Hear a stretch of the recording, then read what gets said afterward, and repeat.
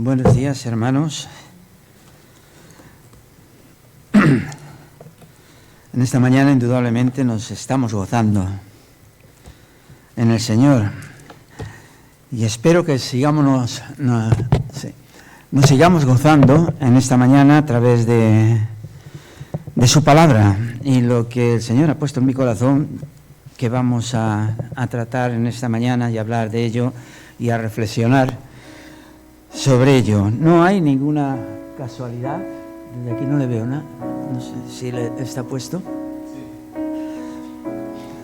Como digo, no hay ninguna casualidad en esta vida, sino todo está dirigido por el mismo Señor. El Señor Dios grande y misericordioso, y lo está dirigiendo porque se ha tocado Hebreos. De Hebreos vamos a también hablar en ello, porque es en Hebreos donde lo tenemos, en Hebreos 9, pero antes de ello, como estamos viendo ahí ante nuestros ojos en la pantalla, se va a tratar en esta mañana. Quiero hablar sobre la sombra de la cruz en el tabernáculo. La sombra de la cruz en el tabernáculo, donde vemos ahí todos los símbolos, vemos las figuras que ya nos hablaban del Señor. Hemos tenido esa lectura también que nos está hablando. Hemos tenido esta pequeña también reflexión que nos ha dado nuestro hermano Manuel, que nos está llevando hacia adelante. Pues bien, como podemos ver aquí en el trasfondo del tabernáculo que tenemos ante nosotros, ahí se halla lo que es el simbolismo de la salvación. El simbolismo de la salvación lo tenemos ahí, en la cruz del Señor. Y sorprende además sobremanera, hermanos, descubrir hasta qué punto la palabra del Señor, o sea, la Biblia, se encuentra saturada de símbolos. Esto son figuras o semejanzas que vendrían después. Estos símbolos por lo cual se hablaba, y esto vendría después. Este fue el método, indudablemente, que Dios usó para enseñar a su pueblo allá en la antigüedad.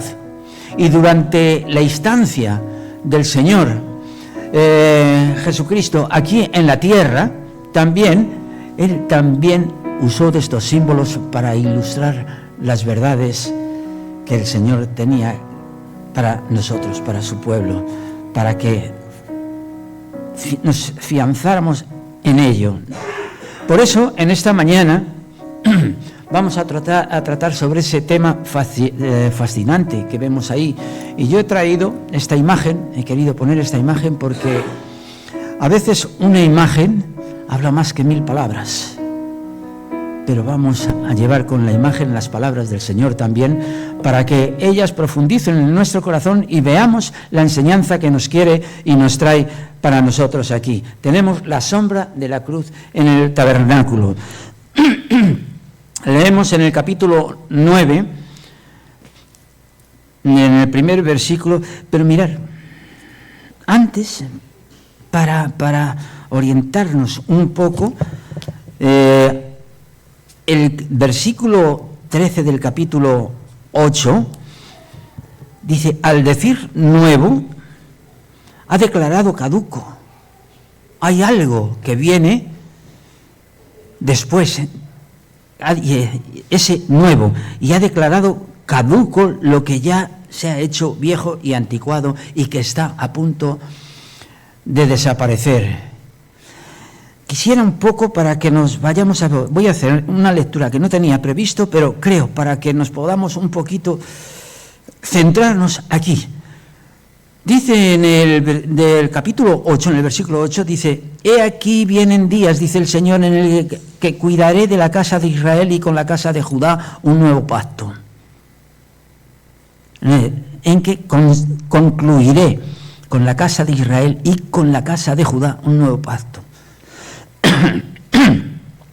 No como el pacto que hice con sus padres en el día en que lo tomé de la mano para sacarlos de la tierra de Egipto, porque ellos no permanecieron en mi pacto, y yo dejé de preocuparme por ellos, dice el Señor, porque este es el pacto que haré con la casa de Israel.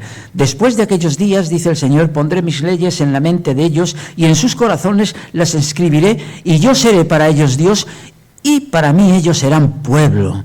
Nadie enseñará a su prójimo ni nadie a su hermano diciendo, conoce al Señor, porque todos me conocerán desde el menor de ellos hasta el mayor, porque seré misericordioso, dice, en cuanto a sus injusticias y jamás me acordaré de sus pecados. He querido leer esto para centrarnos aquí en ello de lo que vamos a tratar.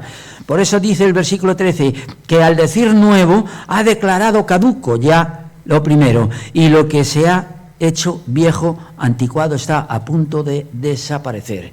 Entonces, ahora sí, vamos a entrar lo que es en la lectura del capítulo 9, y es de lo que en esta mañana vamos a tratar, y va a ser centrado en lo que viene, las lecturas que hemos hecho y la alabanza que hemos tenido con el Señor, lo que viene realizándose en esta mañana. Dice el versículo 9, ahora bien, el primer pacto tenía reglamentos acerca del culto y del santuario terrenal.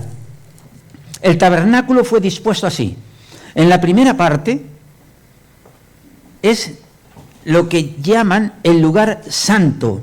Estaban las lámparas, la mesa y los panes de la presencia. Mirar, siempre la primera parte creemos, o sea, yo creía que era, entramos, tenemos la cruz del Señor, lo tenemos ahí en la misma puerta del tabernáculo, y que era eso, pero no, es más principal, no el final, sino va a ser el primero, porque es el lugar santísimo, y es de lo que aquí el Señor dice. En la primera parte, que es allí, en lo que se llama el lugar santo, estaban las lámparas, la mesa y los panes de la presencia, y tras el segundo velo estaba la parte del tabernáculo que se llama el lugar santísimo.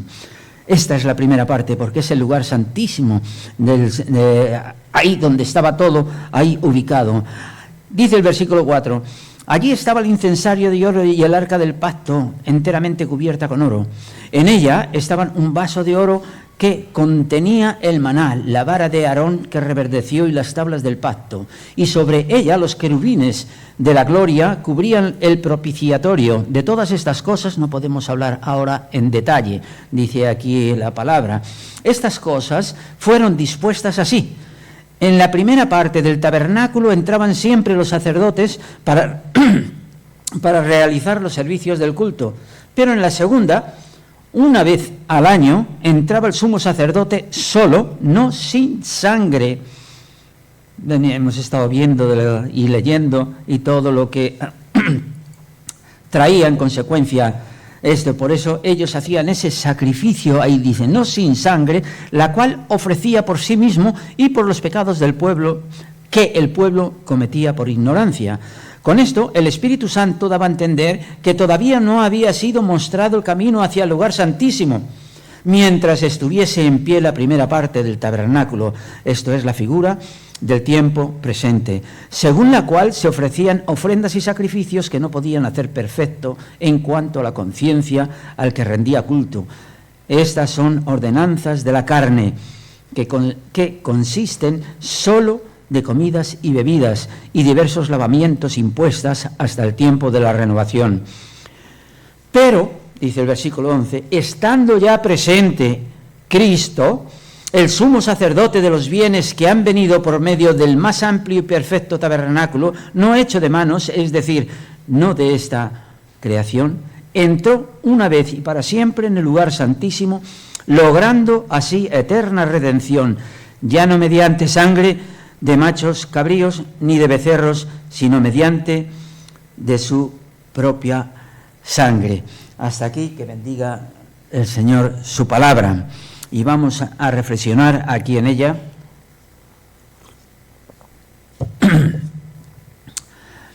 Todo ello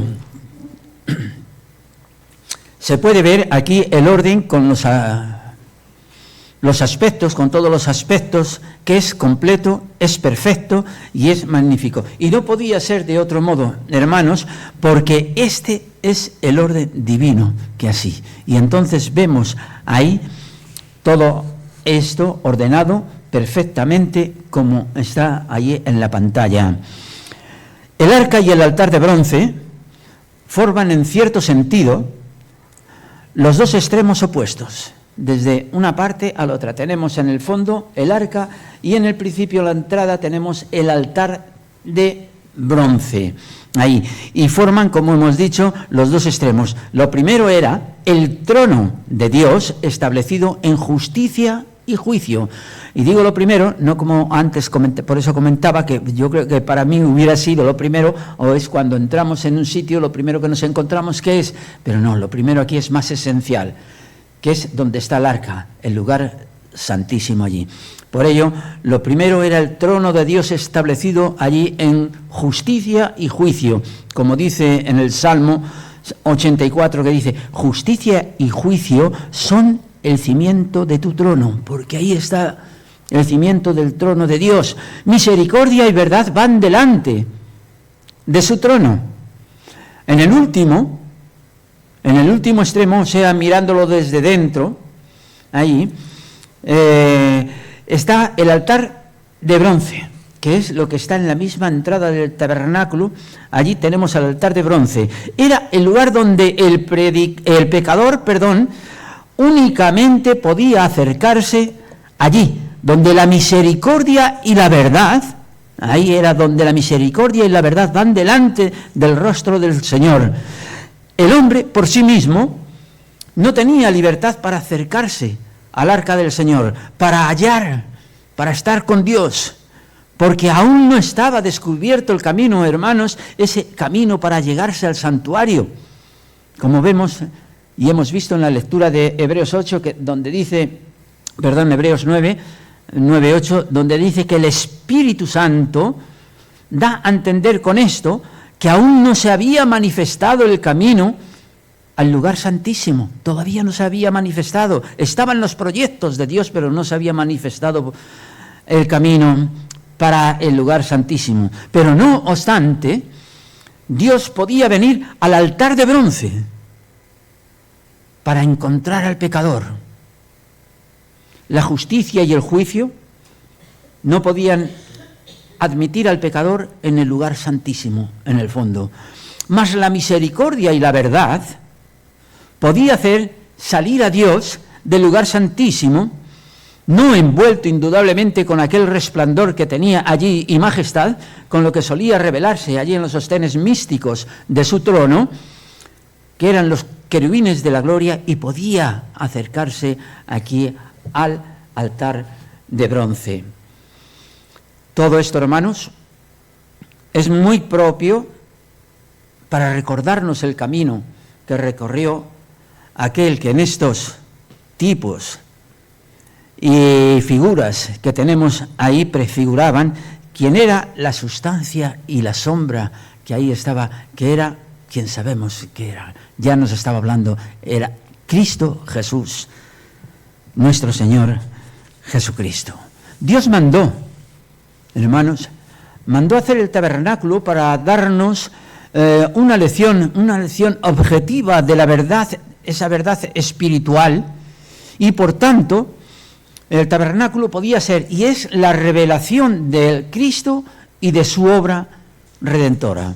En todo ello tenemos que la persona de Cristo está gloriosamente delineada en todas sus partes de ahí del tabernáculo, desde el arca del pacto, allá en el lugar santísimo, hasta las cuerdas y los clavos más pequeños del atrio, del conjunto de allí. El tabernáculo era la morada de Jehová, Dios de Israel, siendo el tabernáculo la primera morada de Dios en la tierra.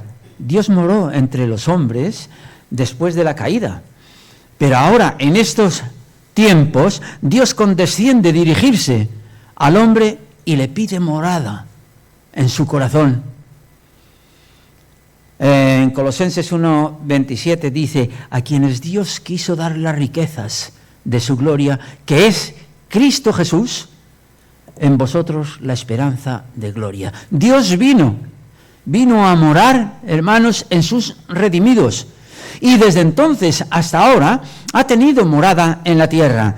Por ejemplo, después del tabernáculo, moró en el templo de Salomón, segunda de Crónicas, y a su debido tiempo envió a su Hijo, como vemos en el capítulo 1 de Juan, en el versículo 12, donde dice, y aquel verbo fue hecho carne y habitó. La palabra habitó, tabernáculo entre nosotros, lleno de gracia y de verdad. Lleno de gracia y de verdad. La gloria de Dios fue manifestada en el templo de su cuerpo. Y el templo de su cuerpo, hermanos, somos nosotros, la iglesia, los que componemos la iglesia, esa casa espiritual edificada de piedras vivas que componemos como ese puzzle que va edificando esa vivienda, siendo Jesucristo ministro del santuario. Voy a hacer una lectura que tenemos aquí al final, que dice, porque son varios versículos en Hebreos 8, 2, 9, o sea, Hebreos 8, 2, 9, 11 y 24, dice así: Jesucristo, ministro del santuario y de aquel verdadero tabernáculo que levantó el Señor, y no hombre, pero estando ya presente Cristo, sumo sacerdote de los bienes venideros, por el más amplio y más perfecto tabernáculo no hecho de manos, es decir, no de esta creación, porque no entró Cristo en el santuario hecho de mano, figura del verdadero, sino en el cielo mismo, para presentarse ahora por nosotros ante Dios. Cristo descendió, queridos hermanos, desde el trono de su gloria, desde el trono eterno de Dios allá en los cielos, hasta las profundidades de la cruz del Calvario. Dejó las glorias el Señor del cielo por las vergüenzas de la cruz. Y todo ello fue a fin de poder introducir a su pueblo redimido, perdonado y recibido en gracia delante de aquel mismo trono en el que había abandonado por amor a nosotros. El Señor Jesucristo, con su persona y la obra que Él vino a realizar, llena el espacio completo, total, que separa el trono de Dios del polvo de la muerte. Leemos en Efesios 4 que dice: el que descendió es el mismo que también subió por encima de todos los cielos para llenarlo todo. En Cristo, Dios ha descendido en gracia perfecta hasta el pecador. Y en Cristo el pecador es conducido en perfecta justicia hasta Dios el Padre. Y es en ello porque que todo el camino del arca, del altar de bronce, está rociado con la sangre de la expiación. Dice en Hebreos: y estas cosas fueron dispuestas así. El Señor lo había dispuesto así. Y nos gozamos cuando vemos esto que ya nos habla todo ahí. Vamos a considerar ahora, hermanos, los asuntos que el Señor pone ante nosotros, los que tenemos aquí ante nuestros ojos, lo que tenemos ahí presente. Como venimos diciendo, el tabernáculo es el mayor ejemplo de todos los tipos que Cristo se refiere y se reflejan en el Antiguo Testamento. Era todo en él una gran lección de verdad espiritual, con sus maravillosos muebles, sacerdocio y culto. Y se ve algo con suma claridad que no encontramos en ninguna otra parte, como puede ser la gloria de nuestro Señor Jesucristo y los privilegios de su pueblo redimido. Así es como podemos entender, hermanos, indudablemente, y comprender que este edificio, cómo es construido y lo construye el arquitecto, que tiene en sus planes, y no hay nada en él que pueda desperdiciarse. El templo del cual es Cristo, la cabeza y piedra angular, que es su iglesia. Y nosotros, nos dice en Primera de Pedro, como piedras vivas, estamos edificados en Él, en Cristo. Es como esa casa espiritual y sacerdocio santo. Hermanos, esto es tremendo. Y sacerdocio santo para ofrecer sacrificios aceptables a Dios, ¿por medio de quién? De Jesucristo, aquel que está intercediendo entre nosotros. Está ya con el Padre. Es el abogado, el paracleto, el que está intercediendo para liberarnos de todo aquello que ya estamos liberados, pero que en el juicio final tendremos que estar presentados, pero nosotros ya no tendremos condenación de ningún tipo. No hemos de pensar que Dios diseñó a Moisés, ni mucho menos, una maqueta sobre la que había de preparar y levantar ahí el tabernáculo en el desierto, sino que le fue concedido una visión de gran realidad del trono de Dios, y cuanto le rodea, con sus medidas y utensilios, que es el verdadero santuario de Dios. El tabernáculo fue planeado para representar y prefigurar las enseñanzas más importantes de la Escritura. Primero, cómo no, a Cristo. Segundo, a la Iglesia. Y en tercer lugar, al cristianismo como individuos particulares. Como hemos leído, somos esas piedras vivas edificados en Cristo como casa espiritual y sacerdocio santo. Por eso la primera palabra tabernáculo fue usada como referencia a Cristo en el primer capítulo del Evangelio de Juan, como hemos leído ahí en capítulo 1, versículo 14. En el Nuevo Testamento interlineal griego nos lo define de esta forma, así dice: el verbo carne se hizo. El verbo carne se hizo y fijó tabernáculo entre nosotros. Los puntos de comparación del tabernáculo son casi ilimitados. En primer lugar, tenemos la localización del mismo tabernáculo al que se entraba desde el campamento de Judá. Mirad, ya está ahí.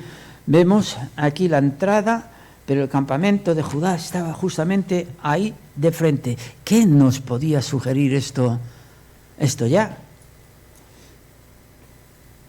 Pues nos podía sugerir que de ahí nacería, de la tribu de Judá, nuestro Señor Jesucristo. De ahí vendría en carne a esta tierra nuestro Señor Jesucristo. Los materiales, hermanos, que estaban construidos el tabernáculo nos sugiere la perfecta humanidad por un lado y su promesa divina por otro. Los colores nos apuntan indudablemente sobre las cualidades de Cristo, sus sufrimientos y su muerte y su gloria real. El hecho de que el tabernáculo fuera el lugar en que Dios se manifestara a Israel y el lugar en el que se revelaran los símbolos de su presencia inmediata nos recuerda aquel que es la imagen y manifestación de Dios, cuyo nombre es Emmanuel, que quiere decir Dios con nosotros. Lo que es verdadero con respecto a Cristo, la cabeza, lo es también verdadero de su cuerpo, que es la Iglesia. Hermanos, entre estos puntos de instrucción que tenemos aquí, también podemos notar que la Iglesia ha sido planeada por Dios mismo y no es en ningún sentido una institución humana, para nada. Requiere de la misma unción del Espíritu Santo para que, como Bezaleel y Aholías, los artífices del tabernáculo, estén ocupados en su edificación espiritual con los dones intelectuales, con sabiduría del Espíritu Santo, revestidos de su poder, ya que la Iglesia debe ser depositaria y es de la luz, de la verdad y del pan de vida. Ahora vamos a tratar sobre lo que son los significados, a qué apuntan cada símbolo del tabernáculo. En primer lugar tenemos, como hemos dicho, el arca del testimonio, y su posición ahí en el tabernáculo era muy particular.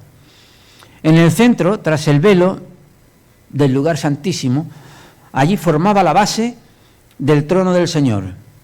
Su mismo nombre nos indica al alma toda su importancia. Un arca, indudablemente, está dedicada para guardar y conservar algo ahí, conservarlo ahí bien guardadito. Y mirar en Hebreos 9, 3, 4, hemos leído que dice: tras el segundo velo estaba la parte del tabernáculo llamado el lugar santísimo, el cual tenía un incensario de oro y el arca del pacto cubierta de oro por todas las partes, en la que estaba una urna de oro que contenía el maná, la vara de Aarón que reverdeció y las tablas del pacto. Debemos pensar, indudablemente, que Dios destinaba este arca para guardar intacta la alianza en medio de un pueblo sujeto constantemente al error, que sigue en ese error y que esta mañana se nos ha estado hablando ahí ya de ello, comunicando y anticipando lo que pueda venir. Era necesario, queridos hermanos, que la ley de Dios fuese conservada en toda la integridad y divina perfección. Sabemos muy bien que ha sido muy perseguido y sigue siendo perseguido la palabra del Señor, la ley de Dios, la palabra, la Biblia. Si Dios estableció su trono en medio de su pueblo, debió hacerlo como así lo hizo, en manera que fuera digno de él. Y ahí tenemos el dicho de David en el Salmo 48, que dice: tu ley está en mi corazón. Tu ley está en medio de mi corazón, dice, en medio de mi corazón. Y esta cámara donde se encontraba el arca era el punto principal de interés del tabernáculo. Era la cámara de la presencia de Dios, que era visitada una vez al año por el sumo sacerdote en el día de la expiación. Y esto representaba la más alta y profunda comunión con Dios. Era el lugar secreto del Altísimo, donde antes nadie tenía acceso sino que el sumo sacerdote. Y que ahora sí tenemos los creyentes, indudablemente, hermanos, esa entrada libre desde la muerte de nuestro Señor Jesucristo, que derramó su luz y su gloria para nuestras vidas. El velo que hacía esa separación entre el lugar santo y el lugar santísimo fue rasgado en dos en la muerte de nuestro Señor Jesucristo. Este velo representaba la obstrucción que se interponía entre Dios y el hombre en la dispensación hebrea, oscureciendo así la plena revelación de su presencia y su gracia, de modo que por una parte representaba la separación y por otra teníamos que es la revelación. Lo que antes nos separaba de Dios, ahora es el camino por el cual llegamos a la más íntima comunión con Dios. Se nos dice que este velo era la carne de Jesucristo, que cuando su carne fue rasgada allá en la cruz, este velo quedó partido en dos y el lugar santísimo quedó abierto para que pudiera entrar en él todos los que creemos y confiamos en el Señor Jesucristo.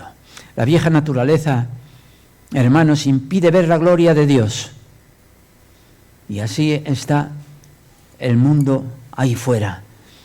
Están ciegos totalmente y no ven la gloria de Dios. Pero cuando el ego, el yo, muere, el velo es rasgado en dos y la gloria de Dios se muestra y la voz del Espíritu Santo nos dice que teniendo entera libertad para entrar en el lugar santísimo, por la sangre de Jesucristo, por el camino nuevo y vivo que Él abrió por nosotros a través del velo, es decir, su cuerpo, acerquémonos con corazón sincero, en plena certidumbre de fe. Acerquémonos. Ahora vemos, hermanos, que el lugar santo del tabernáculo nos encontramos con la mesa de los panes, ahí los panes de la propiciación, y sobre esa mesa estaba dispuesto el alimento de los sacerdotes de entonces. Y durante 7 días los panes de la proposición estaban presentados delante de Jehová y después eran reemplazados por otros. Estos panes representan a Jesucristo hombre. La flor de harina con que estaban amasados es la imagen de la humanidad, de esa humanidad perfecta del Salvador, porque Cristo, hermanos, es el pan sobre la mesa. Yo soy el pan de vida.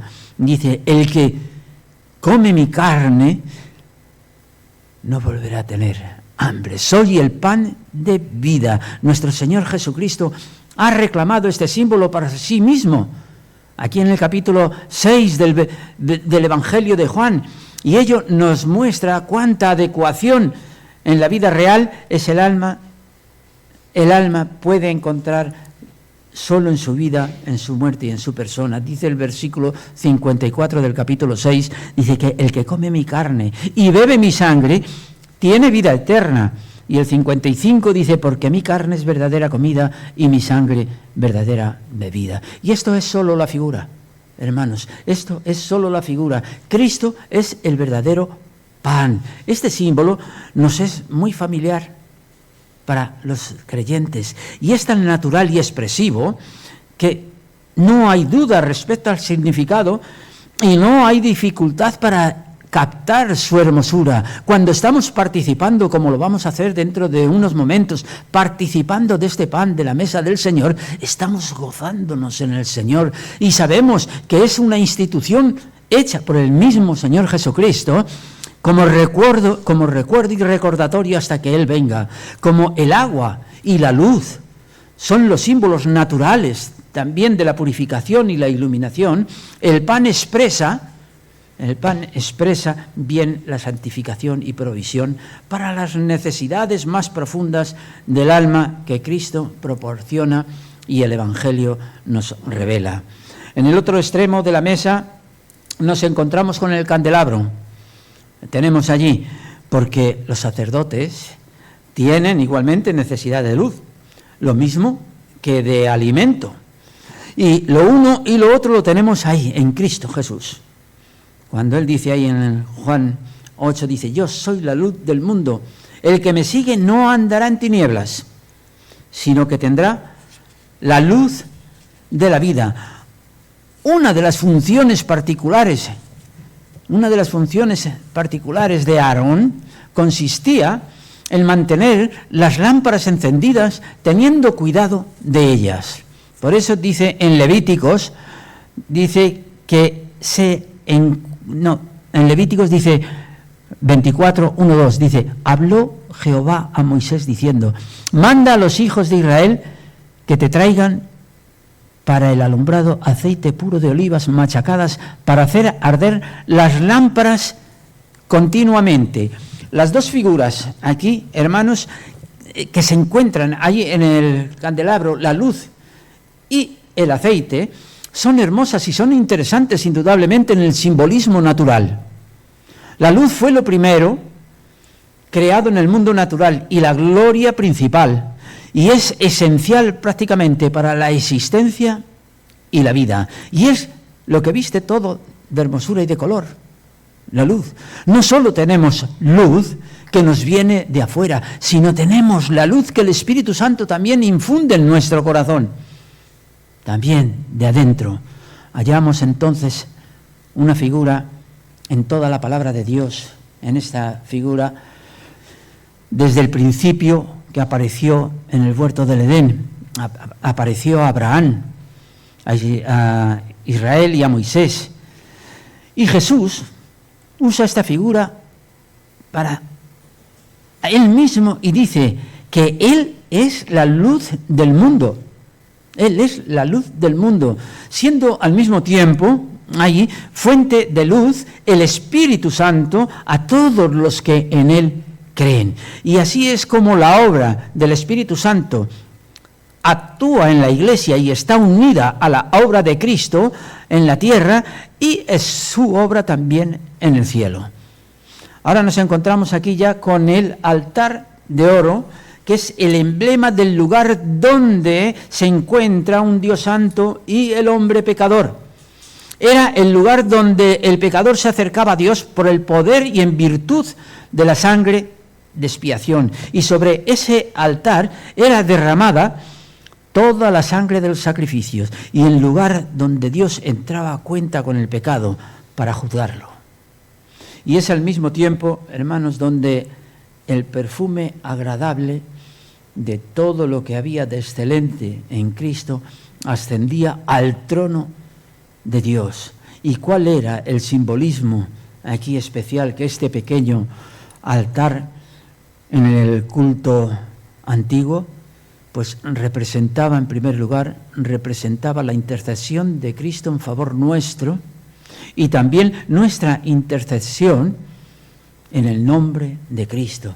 Y todo esto, hermanos, es expresivo en la oración y en la comunión con Dios. Por ello, Él está intercediendo y nosotros, Él está haciendo ese puente, y nosotros vamos al Dios Padre cuando nos acercamos en oración y transmitimos nuestras cuitas a nuestro Dios y Señor a través de Cristo Jesús, que está intercediendo por nosotros.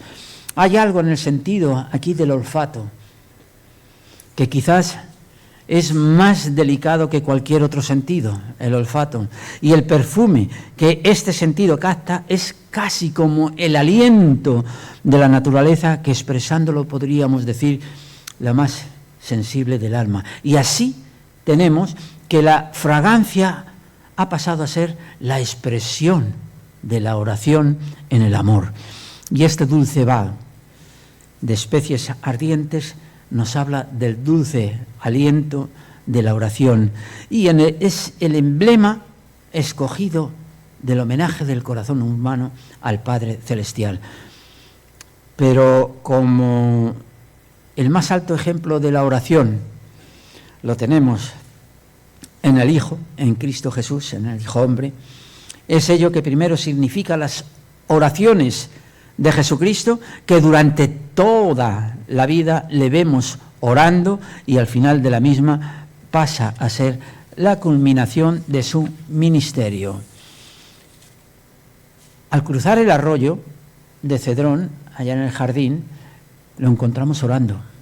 Y al dejar esta tierra sabemos que está exaltando a la diestra del Padre, dedicándose a la obra incesante de intercesión, porque está intercediendo por nosotros, porque Cristo, hermanos, vive para interceder por nosotros. Tenemos pues que todos los símbolos relacionados en este pequeño altar puede ser aplicado a la intercesión de Cristo por nosotros y nuestras oraciones en intercesión a su nombre. Y seguidamente nos encontramos ya con la fuente de metal. En esta fuente se lavaban los sacerdotes las manos y los pies para mantener así la pureza esencial y el ejercicio de las funciones sacerdotales. Esto no significa en manera alguna una nueva aplicación de la sangre, para nada, sino que simplemente era un acto por el cual eran conservados en estado propio para el servicio sacerdotal y el culto. Dice el libro de Éxodos 30, dice: y cuando se acerquen al altar para ministrar, para quemar la ofrenda encendida al Señor, para el Señor, se lavarán las manos y los pies para que no mueran. El lavatorio o pila estaba formado por los espejos de bronce de las mujeres de Israel, que consistían en 3 partes. Primera parte, el espejo estaba pulimentado tan finamente que los sacerdotes podían verse la cara en su superficie externa, como un espejo, para mirarse si tenían alguna mancha. Luego existe la fuente de agua para lavarse y finalmente los receptáculos al pie, por si donde podían lavarse los pies, si ellos encontraban igualmente alguna mancha. Y el uso como espejo para ver si existe alguna suciedad, nos sugiere lo siguiente, hermanos, y es que en Dios, su palabra y el poder del Espíritu Santo, en Él encontramos los medios por los cuales podemos descubrir nuestra suciedad e inmundicia. Dios espera que vayamos a Él y con ello Él puede mostrarnos nuestros defectos y nuestras manchas, siendo el mismo Espíritu quien nos da sentido de lo malo. Y en el reconocimiento de todas estas cosas hallamos ese dulce reposo en el corazón de nuestra conciencia. La expiación, que es el perdón de pecados, es la primera de las cosas que debemos comprender, indudablemente, y que jamás lo debemos perder de vista, por extenso que sea el campo de nuestra inteligencia, por ricas que sean nuestras experiencias y por elevado que sea el nivel de nuestra piedad. Siempre debemos, hermanos, siempre debemos volver a la sencilla y divina, inalterable doctrina de la sangre de la cruz, al que nos amó y nos lavó de nuestros pecados con su sangre. Apocalipsis 1. Y por último tenemos el altar de bronce, donde el creyente ve sus pecados reducidos a ceniza. Esto indica la plenitud y la grandeza de la gran expiación que Cristo hizo por los pecados del mundo. Suficiente para todo, pero efectiva para los que creen. Este altar era un lugar de sufrimiento, de sangre, porque era donde degollaban en el principio ahí todos los animales, y llevaba la misma marca del pecado también. Y ahí se degollaban, como decimos, los animales que habrían de ser ofrecidos en sacrificio por los pecados del pueblo. Lo mismo que la cruz del Calvario en la muerte de Cristo. El Cordero fue inmolado, con la diferencia de que este sacrificio, indudablemente, fue hecho una vez y para siempre. Una vez y para siempre. Muchos hijos de Dios no han pasado más allá del altar de bronce. Por ello se podría decir que jamás han entrado en el espíritu, en la potencia y en la realidad del verdadero culto sacerdotal. Con ello no se regocijan para nada en el perfecto sometimiento del perdón, ni en la divina inteligencia de justicia, porque no han llegado al altar de oro, donde se encuentra el regocijo de la perfecta comunión con Dios.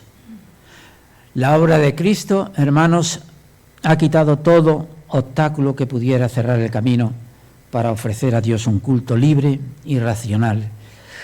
Y la posición real de todos los verdaderos creyentes es estar cerca del altar de oro, ya que la cercanía a este altar nos ofrece una posición de gran bendición. Allí se goza de la realidad y eficacia de la intercesión de Cristo. Es verdad que Cristo nuestro Señor ya lo ha hecho todo por nosotros, ya lo ha hecho, hermanos. Es verdad que Él ha pagado todos por nuestros pecados, pero no es menos verdad que el Señor dice: